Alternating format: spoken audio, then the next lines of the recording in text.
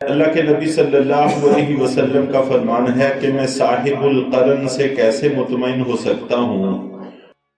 اعوذ باللہ من الشیطان الرجیم، بسم اللہ الرحمن الرحیم۔ الم یروا کم اہلکنا من قبلہم من قرن، کیا انہوں نے دیکھا نہیں ہے کہ ان سے پہلے ہم نے کتنے لوگوں کو ہلاک کر دیا۔ یہاں پر لفظ قرن کا مذکور ہے، جس کی تفصیل سے پہلے تھوڑا سا پس منظر اگر ہم ذہن میں رکھ لیں تو بات کو آگے چلانے میں سہولت ہوگی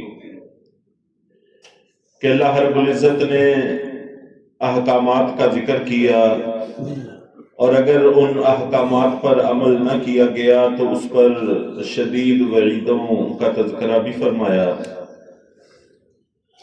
اور آگے کچھ ایسے لوگوں اور ایسی قوموں کا ذکر ہے بطور عبرت کے ہمیں سمجھانے کے کہ اگر خدا نہ خواستہ تم لوگوں نے احکامات پر عمل نہ کیا تو تمہارا انجام بھی ویسا ہی ہوگا جو تم سے پہلی قوموں کا ہوا ہے۔ چنانچہ اقوام کے حالات، تاریخ ایک کھلی ہوئی کتاب ہوتی ہے جس سے انسان بہت سارے سبق سیکھ لیتا ہے۔ چنانچہ معروف جملہ ہے کہ زمانہ انسان کو بہت کچھ سکھاتا ہے، اور پہلی قوموں کے واقعات بہترین معلم ہیں، اور لوگ دنیا سے اٹھتے ہیں جاتے ہیں، اور اس سے کسی طرح کا کوئی تعطل بھی پیدا نہیں ہوتا۔ اس لیے ہم لوگوں کو اپنے آنے والے انجام سے، وقت سے باخبر رہنا چاہیے، اس کی تیاری کرتے رہنا چاہیے۔ تو قرن کا ایک معنی سینگ بھی آتا ہے، کنارہ بھی آتا ہے۔ اللہ کے نبی صلی اللہ علیہ وسلم کا فرمان ہے کہ جس وقت سورج کا کنارہ نمودار ہو جائے تو پھر نماز بند کر دیا کرو، نماز نہ پڑھا کرو۔ فجر کی نماز کا وقت ہے، جیسے ہی سورج کا کنارہ نکلنا شروع ہو تو نماز پڑھنا جائز نہیں رہتا یہاں تک کہ پھر سورج طلوع ہو کر اوپر نہ ہو جائے۔ تو یہاں پر قرن الشمس کا لفظ ہے، اور اسی طرح سینگ بھی اس کا معنی آتا ہے۔ اللہ کے نبی صلی اللہ علیہ وسلم کا فرمان ہے کہ میں صاحب القرن سے کیسے مطمئن ہو سکتا ہوں؟ مراد اس سے حضرت اسرافیل علیہ السلام ہیں، جن کے ہاتھ میں سور ہے، ایک سینگ کی مانند آلہ ہے، کہ اللہ کے حکم سے اس میں پھونکیں گے جس سے قیامت برپا ہو جائے گی اور دنیا کا یہ سارا نظام ختم ہو جائے گا۔ تو اللہ کے نبی صلی اللہ علیہ وسلم نے ہمیں قیامت کے حادثے سے باخبر رکھنے کے لیے یہ ارشاد فرمایا، اور قرن کا لفظ ذکر کیا جس سے مراد پھونکنے کا آلہ ہے۔ اور قرن جماعت کو بھی کہتے ہیں، زمانے کو بھی کہتے ہیں۔ تو یہاں پر جماعت مراد ہے، امت مراد ہیں کہ تم سے پہلے ہم نے کتنی امتوں کو ہلاک کیا، کتنی قوموں کو ہلاک کیا، اس سے تمہیں عبرت حاصل کرنی چاہیے۔ اور زمانے کے اعتبار سے قرن کا لفظ عام طور پر 10 سے لے کر تقریباً 120 تک کے زمانے کو کہا جاتا ہے۔ 10 سال سے لے کر 120 سال تک کے زمانے کو عام طور پر کہا جاتا ہے، لیکن زیادہ تر اس کا استعمال 100 سال کے لیے ہے۔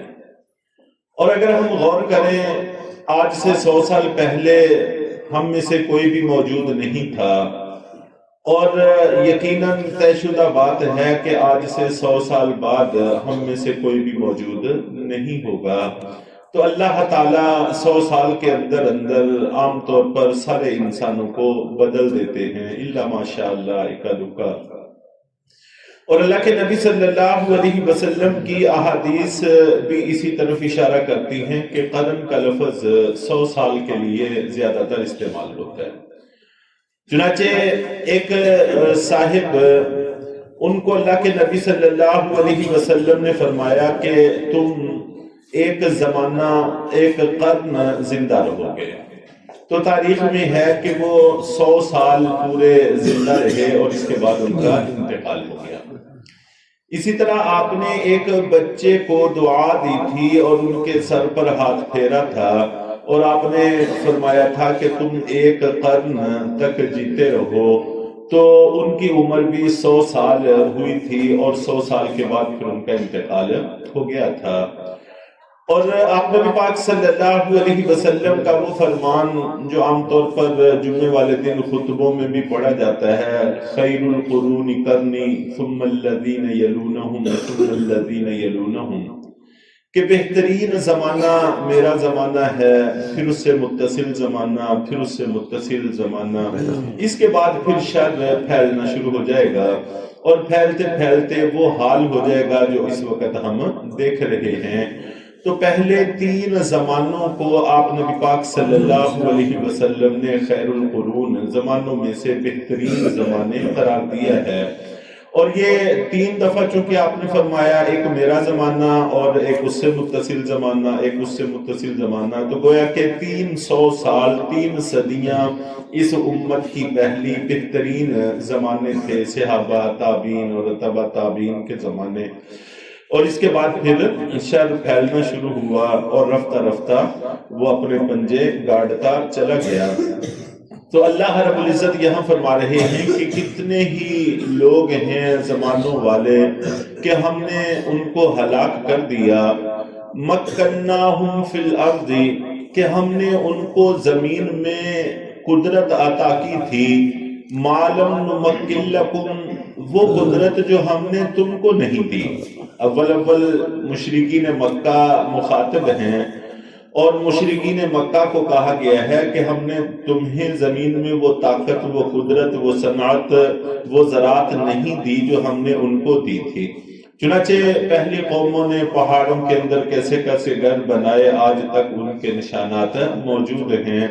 ان کی زراعتوں کے قصے اور ان کے باغات کے قصے، ان کی صنعتوں کے قصے منقول ہیں.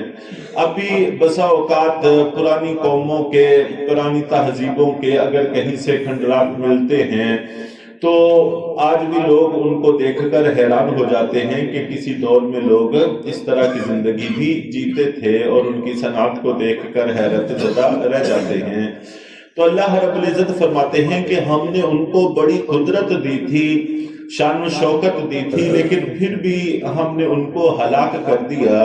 اور جبکہ تمہیں وہ طاقت دی بھی نہیں ہے تو تمہیں ہلاک کرنا ہمارے لیے کہاں مشکل ہوگا، تمہیں تو اور بھی آسانی کے ساتھ ہم ہلاک کر دیں گے.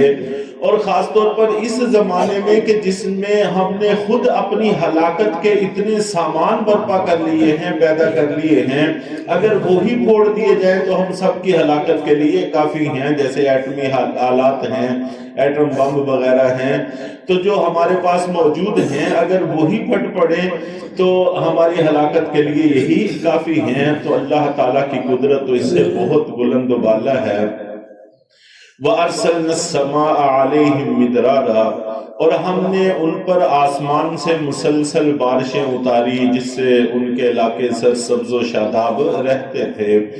وَجَعَلْنَا الْأَنْهَارَ تَجْرِي مِنْ تَحْتِهِمْ، اور ہم نے دریاؤں کو ایسا کر دیا کہ ان کے نیچے سے بہتے رہتے تھے. فَأَهْلَكْنَاهُمْ بِذُنُوبِهِمْ، یہ سب کچھ ہونے کے باوجود ہم نے ان کو ان کے گناہوں کی وجہ سے ہلاک کر دیا.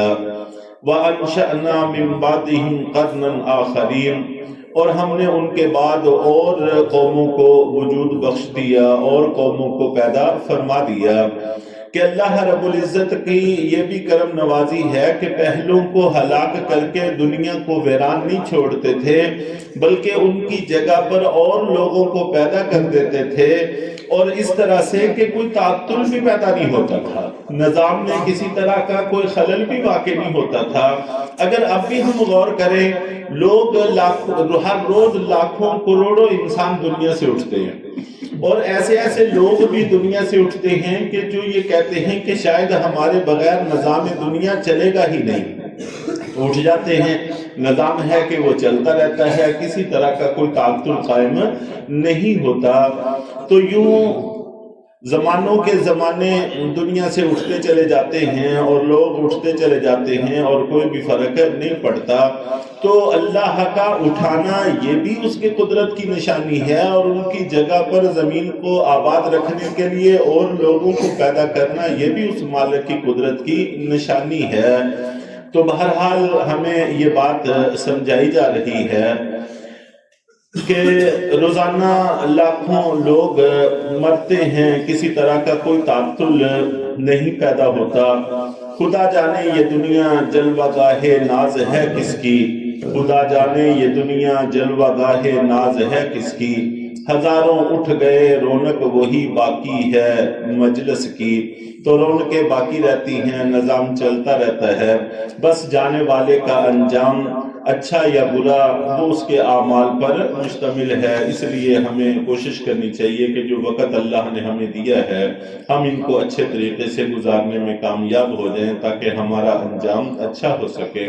اللہ تعالی ہم سب کو عمل کی توفیق عطا فرمائے.